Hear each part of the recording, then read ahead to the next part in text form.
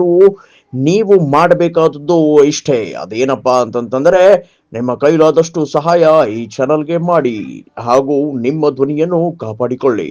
ಅಂದ್ರೆ ಹಂಗೆ ಬೆಳಿಬೇಕಾದ್ರೆ ಶಿಕ್ಷಣ ಒಂದು ಅದಕ್ಕೆ ಪರಿಹಾರ.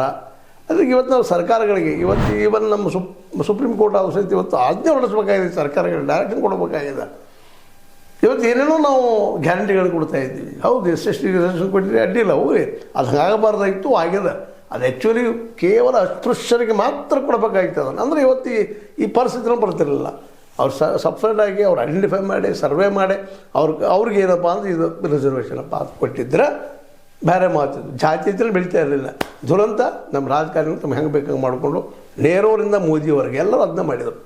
ಇವತ್ತೊಂದು ಏನು ಕೇಳೋ ಹೋಗಿಲ್ಲ.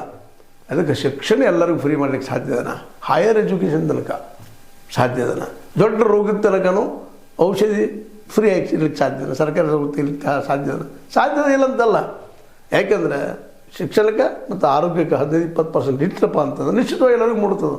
ನಾವು ನಮ್ಮ ಬಜೆಟ್ದೊಳಗೆ ಕೇವಲ 2% ನಾವು ಶಿಕ್ಷಣಕ್ಕೆ ಕೊಡ್ತೀವಿ, 1-1.5 ಅಥವಾ 2% ಆರೋಗ್ಯಕ್ಕೆ ಕೊಡ್ತೀವಿ. ಮತ್ತು ನಮ್ಮ ಆರೋಗ್ಯ ಸುಧಾರಣೆ ಆಗೋ ಮತ್ತೇನಾಗೋದು ಹೆಂಗೆ ಆಗ್ತದೆ ರೀ? ಸರ್ಕಾರಿ ದವಾಖಾನೆಗೆ ಹೋದ್ರೆ ಒಳಗೆ ನೀವು ಹೋಗಿ ಡಾಕ್ಟ್ರ್ ಭೇಟಿ ಆಗೋದ್ರೆ ಸುಸ್ತಾಗಿರ್ತೀರಿ. ಅಷ್ಟು ಜನ ಪಾಪ ಅವ್ರು ಬರ್ತಾರೆ, ಎಲ್ಲರೂ ಹೋಗೋದಲ್ಲ.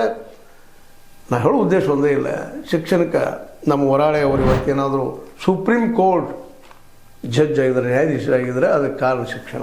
ಅವ್ರು ಸ್ವತಃ ನೆನಪಿಸ್ಕೊಳ್ತಾ ಇದ್ದಾರೆ ಭಾಳ ಚೆನ್ನಾಗೆ. ಡಾಕ್ಟರ್